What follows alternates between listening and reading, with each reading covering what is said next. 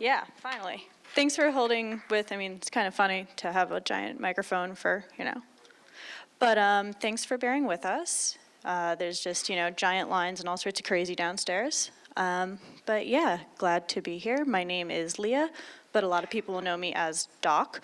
And I'm the CEO and founder of Rugdocks.io, and our mission is to make DeFi a safer place for everybody. I'm going to talk a little bit here about users and developer-oriented safety. So the first half will just be talking about how you as a user or investor can be a little bit safer and a little more savvy about, entering the DeFi space. And that is going to include tokens, NFTs, games, yield farming, aggregators, all the goodies. And then the second half is going to be a little bit more technical, and it's going to be oriented for people who are considering developing their own protocols and things to keep in mind to create like a good user-friendly experience. All right, so let's talk a little bit about scams, right? In DeFi, they tend to be called rugs because, you get the rug pulled out from under you and then you lose all your money and it sucks. There's a couple different types of scams. There are hard rugs, and those are the truly catastrophic, like lose your funds and it's all gone, right? You interact with some sort of a smart contract because that's what all these protocols are written on, right? They're written on smart contracts, which is like a computer program on the blockchain. And so basically this code has something in it and it's going to let that protocol steal your money. When you give that thing permission, it's going to be able to say, eat all of your Bitcoin or eat all of your Ethereum from your wallet, or just, take the funds that you staked into it and you'll never see it again. Then a little bit more common, but arguably less catastrophic, is going to be your soft rugs. And your soft rugs are going to be just your developer dumps tokens on you, or I don't know, runs away with a pre-sale, or just abandons the website. It's not ideal. You're not losing all your funds, but it sucks. Nobody wants to have, something that they believe in suddenly get taken away from them. When we're talking about tokens, so the first two are really more like these farm things, because usually when you're talking and interacting with a farm or a DEX or an aggregator, you're giving these things permissions, right? Like permissions to use your funds. And that is unique because when we're dealing with NFTs, or we're dealing with tokens, or we're dealing with, these other more simple protocols, they're not going to be using your funds and your wallet in the same exact way. But tokens have plenty of scams associated with them. And one of the contractual scams is going to be a honeypot token. And that basically means that you buy a token, and everything looks great. It just keeps going up and up, and you're like, shoot, my $100 is now $10,000. This is awesome. And you go to cash it in, and you can't. You can't sell it. Nobody can sell it. The only person who can sell it is the developer, who put a line of code in there that says, I am a whitelisted address. I can sell this token. No one else can sell the token. And then you just lost your $100. And like I mentioned earlier, there's also pre-sale scams. And a pre-sale scam is going to be the developer raises funds with a pre-sale and then just goes away. And they just take the pre-sale and they never give you a token or an NFT or whatever. It's just they raised money and took it. And then of course you can just never receive an airdrop or an NFT or something. You enter in and they say, oh, join our channel, or oh, subscribe to whatever and we'll give you an airdrop, and you don't get it. I consider this the most minor of the scams, and so it's not a focus of Rugdock. Our focus really dealing with these very catastrophic rugs, like these hard rugs that are going to eat all your funds, or warning people about these liquidity pulls, or just figuring out if a token is not going to be able to get sold. So what are we? We are a community-oriented, crowdsourced team of DeFi users. We provide ethical and independent project reviews, and it's going to be all sorts of projects. We are going to be reviewing NFTs, tokens, games, yield farms, DEXs, and aggregators, and we are always a free resource for the DeFi community. We provide education, we provide tools, and we provide these free, kind of like audit lights. We call them reviews. And these reviews are going to get users, they can request it. Anybody can request a review. They just come into our channel and they provide us with the contracts. And then we have a team of skilled auditors and scanners who go through the codes. When we're reviewing, this is not quite the same as an audit, which is why I call it an audit light. We're basically just looking for major differences between a base contract and figuring out if the changes that happen are going to be malicious, essentially, or pose some sort of a risk to the user. Like I said, we deal with reviews, but we also deal with education. We really want people to be able to be onboarded to the community, because if DeFi is going to take off, and of course it's going to take off, it already is, you know, you need to take people who have never used crypto before, who have maybe never even done like any sort of banking or finance before, and you need to teach them the basics. You need to show them how to buy a coin. You need to show them how to set up a wallet, how to interact with something. You need to tell them, like, if something goes wrong, how do they get out and retrieve their funds, or, you know, all sorts of basic things that people who are a little bit more advanced in the field take for granted because we've been in it for a while and it just seems natural, but it's not natural. And so we provide a wiki and all sorts of tutorials on our YouTube that are meant to get these brand new users onboarded. We work with projects prior to launch pretty often, so we offer almost like a consultation service for developers, and we really want them to be able to create good, secure contracts and be able to get their community in. We want them to be able to support their project, and we want them to be able to support the community that goes to them. We want to be able to turn our community, these new people who we have educated, we want to be able to say, okay, this is a contract that we have consulted on, and we know that it's okay, so go for it, guys. We also provide other security suite services, and these are things like Know Your Customer, or things like liquidity locking, or things like escrow services. So, you know, on the developer side, we really try and, again, create an environment of safety and security so users can feel confident when they're investing in those protocols. And then one of the things that we always make sure we do is we follow up and we follow through. When we look at a project, it's not just done. Nothing we do is set in stone. We're always revising it, we're always looking it over, and we're always asking our community to update us. And so we really want to be able to be this very dynamic, you know, if something changes, we want to hear about it because we want to talk to those developers, we want to talk to the community, and we want to be able to be a frontline resource for, you know, investors. In our ecosystem, we have a couple different things. Like I said, we deal with safety, and these are going to be our free user reviews. And they're also going to be, you know, with our partner audit shop, Paladin Blockchain Security, proper audits. So we want to be able to make sure that these contracts are reasonable and that, you know, users are not going to get rugged. We also provide a pretty active and detailed community. Our community is about 40,000 people, I believe, and we get about 20 to 45,000 unique visitors to our website a day at this point. So even people who are not necessarily, you know, talking to us on Twitter or talking to us in Telegram or Discord, we get a lot of hits.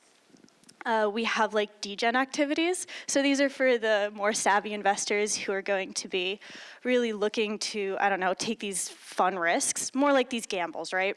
So whereas we're trying to cultivate a security for investors, we also want to support the more gambling type of community too, and we still want to make sure that they don't get taken advantage of, that they're aware of the risks that they're taking, but you know they have a place that they can talk about their weird dog coin buys of the day, or you know some crazy cat NFT. We want to make sure that we're supporting those users too. Obviously, like I said, we do education, and these are going to be through our wiki and through our YouTube and just through articles and, full-on guides on how to do different things. We even create, for the more fun side, we have a whole comic book that, has a lesson or maybe talks about some sort of a scam or a rug, but it's in a very approachable way, right? And so we're just really trying to get people to buy into a community and a culture of safety and best practice. So how can we make DeFi safe? We want to be able to give investors tools. And so we build tools. We're talking about tools like emergency withdrawal tools. So when something goes wrong, we want people to get out and get out fast. And we want them to be able to revoke their permissions quickly. We want to be able to do this on every single EVM compatible chain, and so that's what we do. We don't even want to make sure that your contract has to be verified, because so many scams, they're not verified. They write contracts that are just straight up in bytecode and nobody can look at them, and they just throw God knows what in there. So we provide tools that are able to interact on all these different chains and in all these different situations, and are going to be able to get people to do what they need to do at the time. We produce liquidity pair breakers, so if somebody makes a liquidity pair, and again, maybe a website goes down or gets abandoned or who knows, but it was from a custom DEX, not your standard Pancake Swap or Quick Swap or one of the standard Trader Joe's. How do you do that?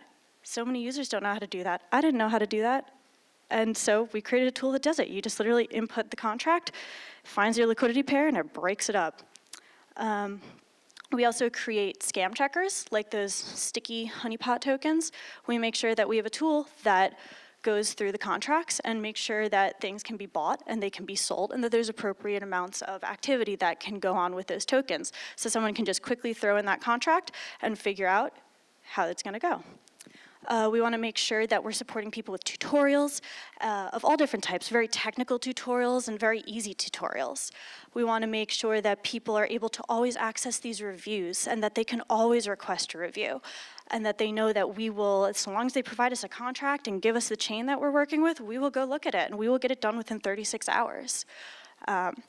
We go through, I'd say, between 8 or 30 contracts a day. And yeah, we have pretty good turnaround, which is awesome. I love my team. On the developer side, we have an audit shop, like I said. We are also associated with Paladin Blockchain Security. And so we have a team of basically a freelance developer auditor community. Then they go in and we assign them projects for proper audits. And we have this whole entire interesting little developer community behind the scenes as well. We offer the full security suite services. Like I said, it's going to be, your liquidity locking and your customer services and, escrow services, or all sorts of stuff that, if you're a project leader, you're going to want to make your community feel safe and supported. And if you're an investor, you want to make sure that your project, can't just dump all its liquidity on you and something's locked up somewhere. And we make all of this, for the most part, free. We also offer consultations. And like I said, consultations are, say, before a project launches, they want to make sure that everything looks great and functions. We'll work with them. We'll either set them up with Paladin or we'll go through it, pending the severity of how things need to go for their consult. A lot of our users love our launch calendar. And so this is something that is, one of our user features.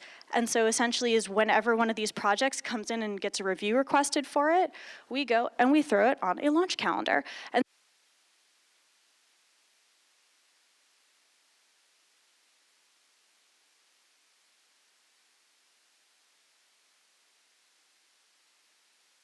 Mic check.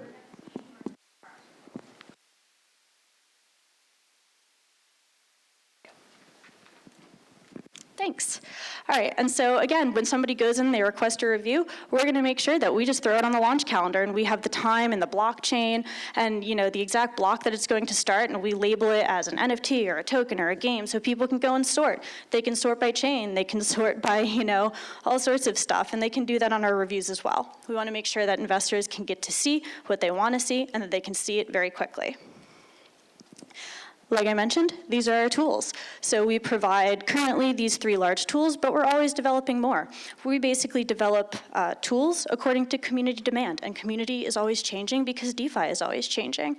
And so we basically just build as long as there is a need for something to be built, and our community tells us what they need. Originally, we just started with the emergency withdraw tool because we needed a multi-chain, unverified contract withdraw and revoke tool. But you know what? Then people started, dealing with these old dexes, these old custom dexes that they couldn't break up. So we made that tool, and then people started coming in and, being very upset that they couldn't sell their tokens, and we got very frustrated just telling them over and over again that, oh, you got it stuck by a honeypot, sorry, man. So we created a tool for it. So like I said, yeah, we're always building more. We've only been around really 6 months, so I would say our community first started, I first started the Telegram, which was our original community, in March. But we really didn't get going until June. We didn't start, really building or growing or making these tools, or we didn't even have a website until late May. And so we've already launched our main website, Rugdocks.io. We've launched our wiki, which is again full of all those fun tutorials, which is wiki.rugdoc.io. We launched our DGenDoc channel. We have a farm doc, which is, for people who want to pay a channel subscription service and find out what I'm jumping into or what my administrators and managers are jumping into. We have that now because, again, people ask for stuff. They want to know what we're in, so we created it. We have all of our education resources, our YouTube, our audit shop, and we're just always growing. It's kind of crazy how fast that we've had to develop to meet all of the needs in the space. So people are always saying, that's great, but do you actually work? Yeah, we do. So like I said, we first started in March 2021, and so far we've had 164 unique rug alerts. So when we see that something has a malicious code or that something looks like it's about to go very, very wrong, we go and we set an alert out on all of our social media channels. And of the 164 unique alerts that we've had since really June, because like I said, we didn't even get started until June, even though we started a tiny Telegram channel, 132 have been confirmed hard rugs. And so that's 80% of our total alerts are confirmed hard. An additional 8% of those are going to be your soft rugs, like your liquidity pulls and abandonments and just other less severe problems. And then we have an additional 5% on top of that that are just, even milder scams that the developer basically just like goes away. So we really have like a 95% hit rate.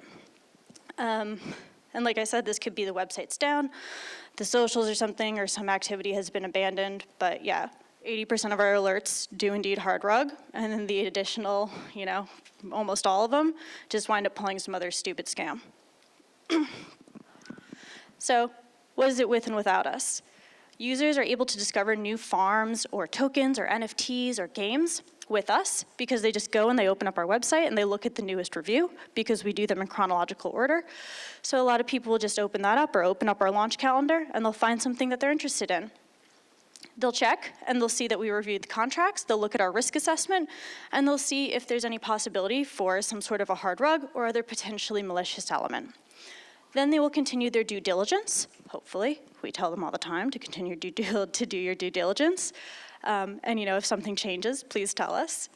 And so we want them to double check the contracts. And again, we have tutorials and education all the time. And we have a huge team of community mods who are always in there being like, okay, do you know how to do this? Do you know how to do that? I will tell you how to do this. Here's the article to get you to do what you do. Because we want people to know how to at least basically check contracts.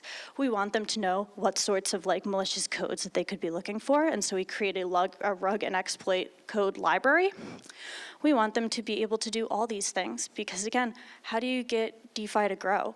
You get people to trust it. And the beauty of DeFi is that it's permissionless and that there's no third party, but that's also terrifying to a lot of people. A lot of people who are coming from traditional banking or who even coming from, just buying a Bitcoin or a fraction of it on Robinhood, they're very, very nervous to do things all by themselves. They don't know what they're doing. And so we're really trying to teach them how and tell them, check us always. Don't just take our word. We're going to show you how to do it too, and we want you to do it. If they don't use Rugdock and, what we were kind of building up between March and June, we had this period where, we got to kind of see how DeFi was the true wild, wild west. There was just tons of scams, and people were basically left to either hire Solidity devs to check their contracts for them, which is just untenable for most people because they don't have that sort of money to just hire a developer to check their codes. Or they would try and teach themselves, but a lot of people just can't. They don't have the time to do that. It's, it takes a while I did that. It takes a while to learn how to code in Solidity and how to really audit. It's a very different skill set. And so basically people would just ape into something, and often it went wrong. That's how Rugdock even started.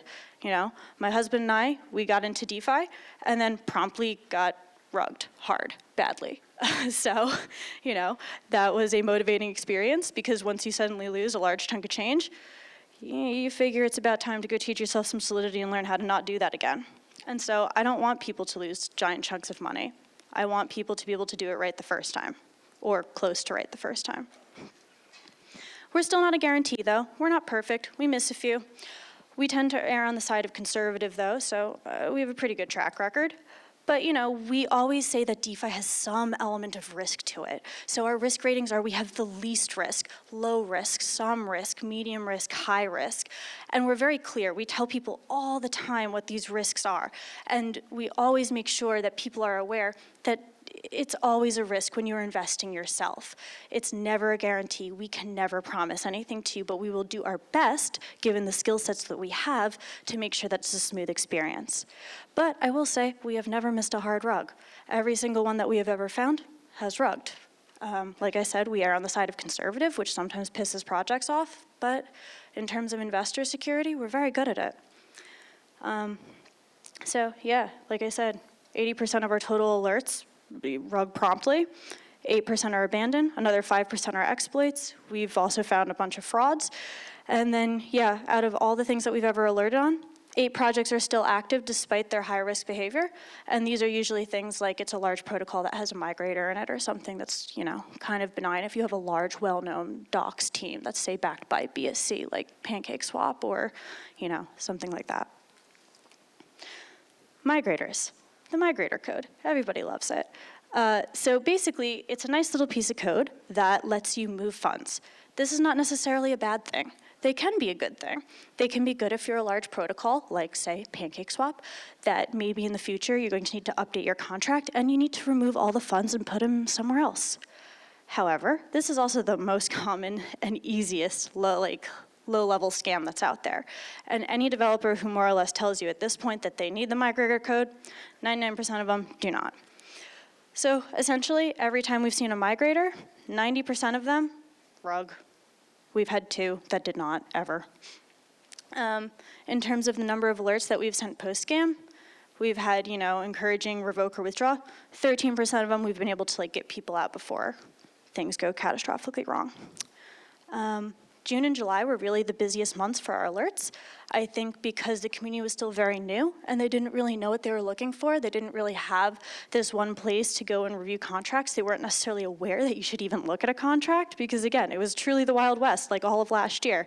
You just jumped into something, prayed, and hoped for the best.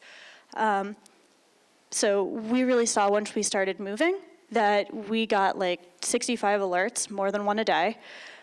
But things have greatly decreased since then. And I like to think it's because of a lot of our education campaigns, and I like to think it's because we're really starting to partner early on with chains before they even develop. So we partner with Avalanche, we partner with IoTex, we partner with a lot of these upcoming chains before they even get building on them, so we can get their community to know that we exist, that they can request free reviews, and that they will be able to take advantage of our tutorials specific to that chain so they know how to get onboarded. How do we review a contract? Basically, I briefly touched on this. We use a text differentiator program like DiffChecker, and it basically just looks at 2 different types of text, and it tells you how similar they are. So if you look over here, you can basically see that there's 3 sections that are very different between these lines of code, and we send this into a review and audit chat where we basically just figure out what the differences mean. And so we basically compare new contracts against known, audited, common contracts, I would say. So it means our method doesn't work if a contract is very, very unique. So if it's a truly custom base code, that's something that we would send over to Paladin to go and look over.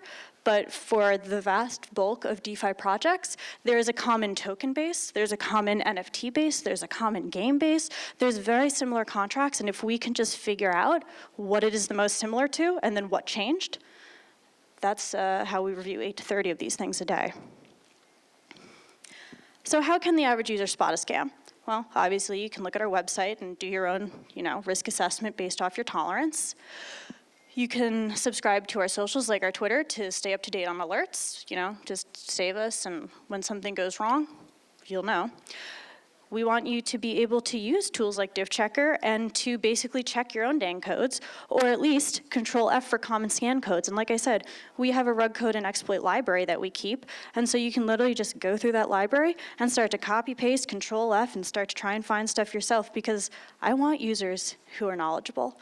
I want users who can bring things to me, right? I want people who are going to be able to say, this looks weird, I don't quite know what it is, but it's strange. What is it? It makes my job easier. And then we want people to be able to check the contracts they're interacting with launch, because we're going to review a specific contract. A developer can always switch that contract out last minute before the protocol launches and put who knows what. That happens all the time. So we want to teach people to be able to check their contracts, and you can see a couple tutorials on how you do that. That is the easiest way to cut out the majority of simple scams in DeFi. Just make sure that you're looking at the right thing and you're interacting with the thing that you're expecting to. What are some red flags? Ultimately, we say the code is queen, because these contracts, they're immutable. It means once they're launched, they don't change. So basically, if you know what this protocol is doing, that's it. That's all it can ever do. Because that's again, for me, part of the beauty of DeFi is that you can just see what something is going to do and how it's going to act, and you can predict its behavior. You can look for socials and community activity changes. So basically you can go and look and see if a developer is answering questions, or the moderators are answering questions, or if they're just saying, oh, go away, when they're challenged on something, or that socials even exist. If socials don't exist or a chat is muted, huge red flag. If the developer has a history, that's awesome. Look at it. What is the history? Did the project work? Why did it die if it didn't? You know, ideally you want someone who has some sort of a history. A sudden stealth launch, a little suspicious. Usually if something just like comes out of the ether with no nothing and, you know, tries to stay on the radar, it's a little weird. Unverified contracts are like the biggest risk, because if something is unverified, it means that anything could be in that code. You can't read it because it's just unrefined bytecode. And it's so easy on every single Etherscan, like, you know, on every single one of these, like, Etherscan explorers, it's so easy to verify your contracts. It's literally a button. So a developer who doesn't verify their contracts, except on a couple very recent brand new chains for the first like couple hours to days, they're liars. It takes 2 seconds to do. Proxy codes, again, proxies are not inherently a terrible thing. They can be useful for large complex protocols to be able to switch out a contract and be able to do updates. But you know what? They can also be pretty bad, because it means that the contract that is being reviewed, the contract that you're familiar with, it can just get swapped out for anything at any time. Maybe that's a good thing. Maybe it's going to just like get swapped out with a migrator and then steal your funds. And again, migrators. Migrators are the most basic, easiest way to steal funds. Of course, there's some transfers and some other common codes, but like 90% of the migrators that we see, like I showed you the stats for, they just rug, they just steal it. And honestly, they're not needed, because PancakeSwap, which is the one that really, and Uniswap, who really introduced this migrator, they've never used it. When they did their contract migrations, they didn't use their migrator because it would have caused too many problems. So you know what? If someone tells you they need a migrator, they probably don't. There are other ways to do your migrations. Common mistakes that new farmers make: throwing in more money than you can afford to lose, especially if you don't do your research. Don't do that. You should really always assume that DeFi is a risk, and anything you put into any of these projects is money that you could afford to lose. That's good investment advice, period, whether it's the stock market or in crypto. Don't just trust a project's team for their word. Ask for proof. Look at the proof. Evaluate the proof. Not all proof is the same, right? You don't want to just go off somebody's promises, and there's so many promises in crypto and DeFi. Don't tie your emotions to the size of your bags, which should go along with don't throw in more money than you could afford to lose. You know, when bag sizes get bigger, obviously emotions get higher. That's not good. Ideally, if you want to be a good investor, you want to be a robot. You want to be cool and calm and logical. The second you start getting, you know, all hyped up about something or all paranoid about something, it's when you start to make mistakes. Don't put your funds in all one place. Split your bags, put them in different places. That way, again, all of DeFi is always a risk. If you just put things in small amounts and lots of protocols, if one goes down, you lose what, maybe 5%, 10% of all of your earnings, maybe 15%? It sucks, but you'll be okay. If you lose 95% of your funds, you will not be okay. It's gonna take a long time to earn 95% of your savings back again. And then, of course, there's so much hopium out there, right? You think that you're just going to hit some 10,000x token and you're going to make $1 million and retire forever. Usually not how it works. People who've made money in the game, especially like long term, you learn to be nimble and you switch projects and protocols and you diversify what you're in. Maybe you'll play some games, maybe you'll play some tokens, maybe you'll play some farms, but you learn to adapt with changes in DeFi. You know, you don't want to get married to any one thing because that's not how this world works. Everything's changing. All right, so that was our user safety. Let's talk a little bit more about developers. Okay. Oh, we're actually not developers yet. So we have 10 rules of DeFi safety. Always verify your contracts. Before you enter, always make sure that you're interacting with the contract that you're intending to interact with. Revoke your permissions often. I like to do it every month or so. It sucks, I know, but you know what? It saves things from coming back later and stealing all your funds, because sometimes that happens. A malicious project you interacted with, maybe you just forgot that you still have permissions to it, and then all of a sudden it steals all of your USDC, like 3 months later. Use a hardware wallet. MetaMask is nice and easy. It is.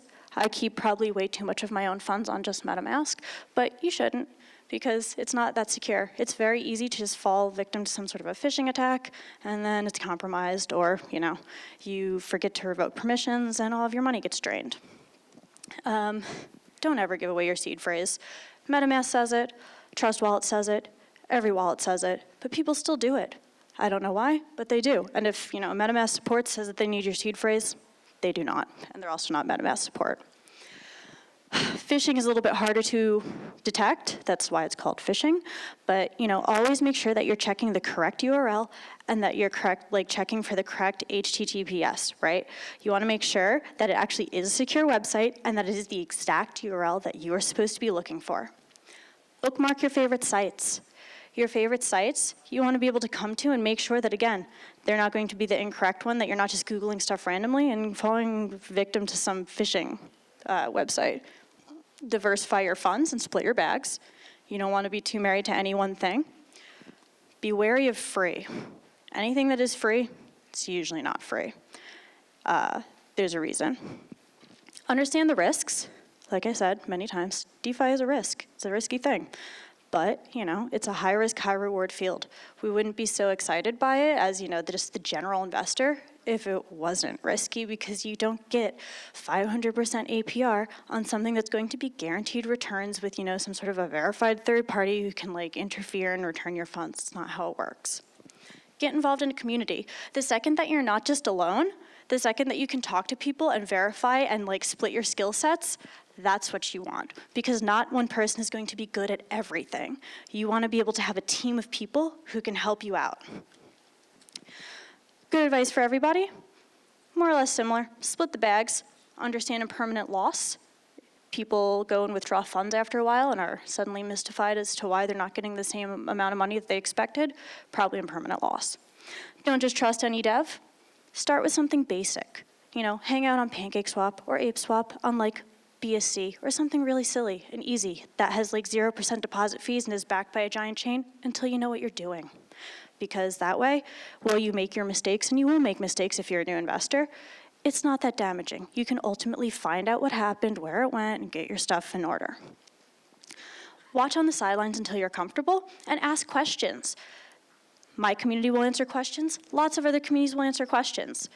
We want you to be able to feel secure in what you're doing. Use our wiki to educate yourself on the basics. You want to be able to do all of these standard basic things, and develop a risk strategy around the premise your project will fail. Because if you expect something to tank, you will think critically about when you want to leave and why you want to leave. And you need that. If you're investing in anything, figure out what your exit is.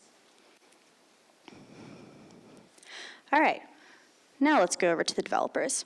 Let's talk about how to launch a DeFi project that doesn't suck and is safe. So first, let's talk a little bit about circulating supply.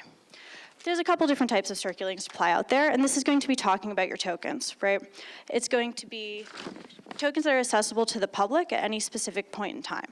This is not the same as, what the total supply that quantifies the number of coins in existence. This is going to be the number of coins that are out there minus the coins that have been burned or destroyed. Right? So you need to know the differences between your circulating supply, because it's not your total supply, it's not your maximum supply, it's literally the number of coins that are hanging around at any time, and that is going to directly impact the price of your token and the sorts of interest rates that you're going to be getting. So let's talk a little bit also about the market cap, right? You probably want to know what your market cap is going to be when you're designing some sort of a new token or a protocol. In traditional finance, it's calculated by multiplying the amount of outstanding stock by the current stock price. And honestly, it's pretty similar in crypto. But basically, it's going to be the circulating supply of tokens multiplied by their current price. Nice and easy. You're going to want to know what your market cap is, because that's going to affect all sorts of valuations. It's important to realize, again, the key phrase is going to be in circulation, because almost every project has tokens that are non-circulation because they've been mined, minted, locked, lost, vested, tons of options for what happens. And so let's talk a little bit more about like tokenomics, right? So many of these DeFi coins have these giant, massive supplies, right? Think of Dogecoin. Basically was like an infinite coin for the longest time. And this is going to be in contrast to Bitcoin, which, has only 21 million, and that's that. So these are going to change the sorts of tokenomics that you have. And honestly, tokenomics is a word that's commonly used in the crypto space, but it's something that a lot of people don't even truly understand because it's not like it's a, standard dictionary word, right? So it essentially means how the project is structured to deliver the tokens. And so it's going to talk about what goes to the community and what goes to your participants, like your development team, your advisors, your marketing funds, and all of these other uses. And this is sort of the sort of stuff that you'll probably see in your roadmap and documentation. You're going to want to consider what your allocation is, right? So when we're talking about your allocation, this is actually important. A lot of people seem to think or expect,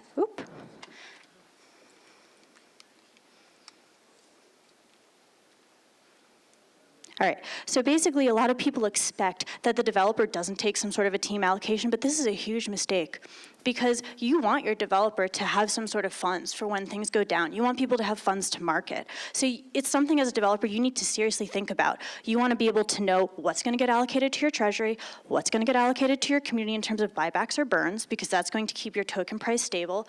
And like what sorts of things for unexpected expenses, like a project gets exploited, you need an audit.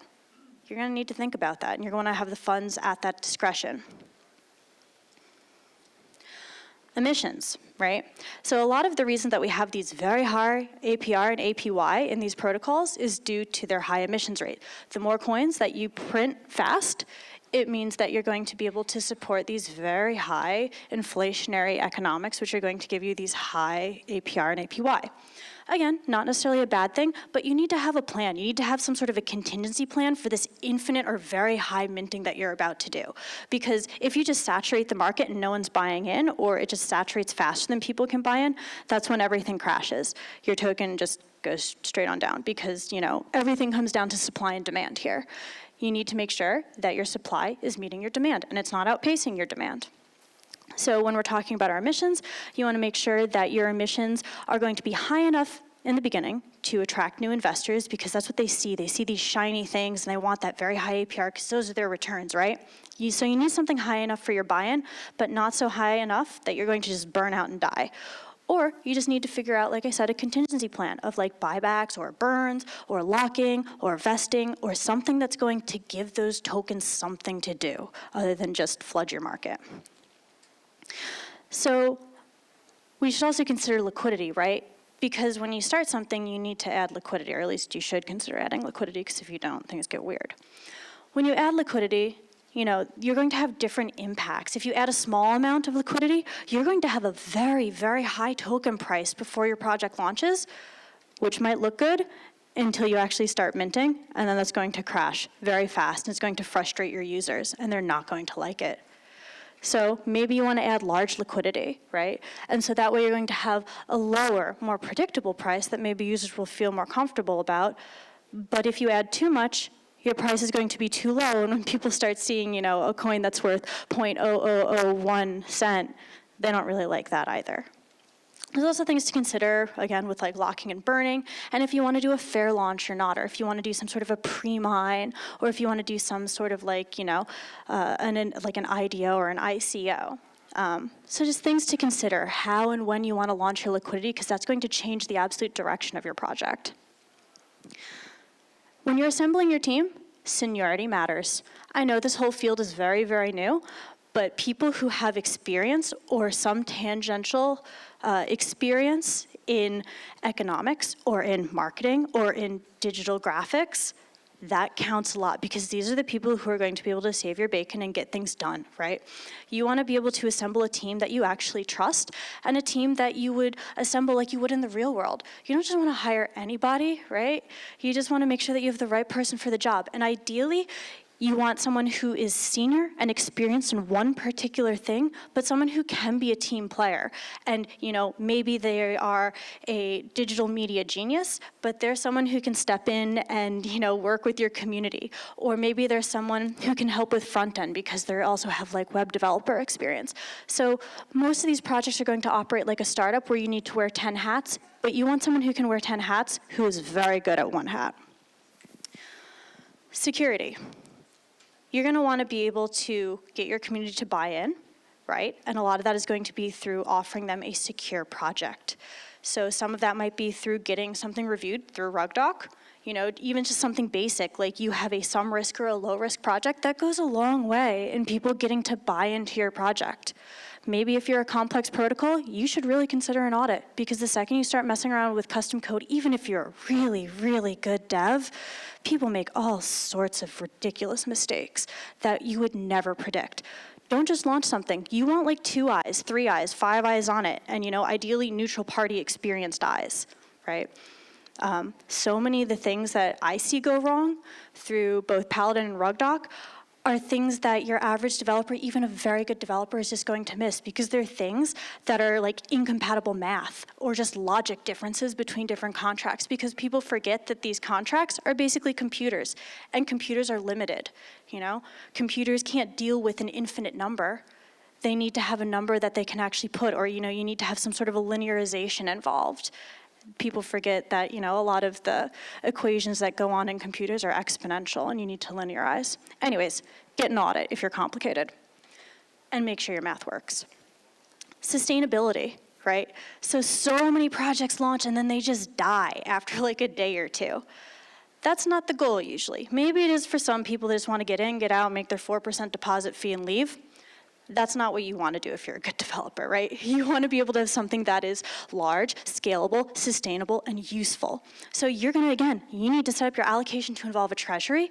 You need to mind your supply expansion, because again, everything comes down to supply and demand. If you're expanding larger than use, you're going to frustrate and die. You need to avoid the LARP phenomena, we call it, right? So live action role playing is basically when people just fall into some sort of a pretend role, right? So many developers create this fake persona that they think is going to sell better, and maybe to some degree it does initially, but usually that's not sustainable, and people see right through that after a little while. You don't want to, users are smarter than you think. You want to be authentic, you want to be honest, and you want to do what you're actually good at. And even if you have like the personality of a paper towel, that's not necessarily the worst thing. You can hire people who have better personality to get the job done, Know your lane and stick to it. Also, know your investor. Like I said, you want to know your community, because they're all different. Your NFT buyer is going to be very different from your token buyer, who's going to be very different from your large DEX client, right? You need to know what your community cares about. You need to know what's going on in your specific chain and what the hot news of the crypto day is. And you want to know what your customers want, because if you give them what they want, they'll stick with you. All right. Finally, you want to go and increase user confidence. And a lot of that we can help with, right? Because these are these security suite services that we do, right? You want to be able to lock some amount of your liquidity, because people want to make sure that you can't just dump all your tokens on them. So figure out some sort of a staking or a locking or a vesting program and tell people about it. Make sure it's transparent. Show it to everybody. You want to make sure that you're probably reviewed or audited if necessary. And this is a broadly anonymous space, but users are starting to expect identity more often, right? And so KYC services, which is something that we offer, when we see projects that do go with KYC services, they have huge booms in terms of people flocking to them, and their projects are broadly more sustainable, because people will believe that they're not just going to get up and go away and steal their funds. If you're an owner, plan and prepare early. Cross-reference similar projects for do's and don'ts, right? Just go and look and see what succeeds. Figure out what worked and what doesn't work. Always get your project audited and revalidated for new layers, because things change. And again, maybe something worked the first time, but maybe the library updated, right? Maybe your Etherscan library updated, and all of a sudden you have incompatible numbers and your code breaks. It happens. I've seen it happen many times. You want proper and constant communication with your community. And again, ideally open and honest and no LARPing.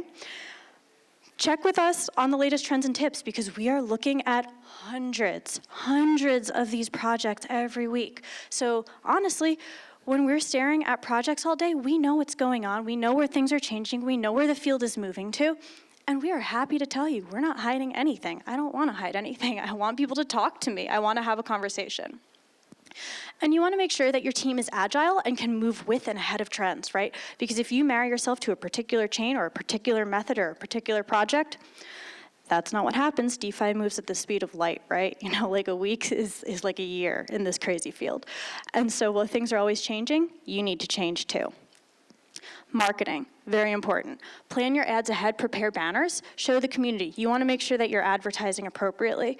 You want to make sure that you're doing it pre-launch, post-launch. You want to have different types of ads and different types of language and different types of visibility that goes as your project moves, because something that hasn't launched yet needs to attract community in a different way than a project that has launched.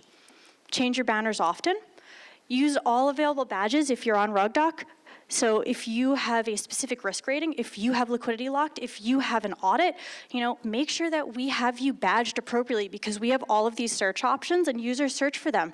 Users want to be able to find a low risk, KYC, audited, liquidity locked project on the Avalanche chain, right? So make sure you're badged accordingly. The right chain and the right timing is crucial, right? You know, Polygon might have been the hottest thing over the summer. They're not quite the hottest thing at the moment. Maybe they will be in 2 months, but things come and they go. They do, you know?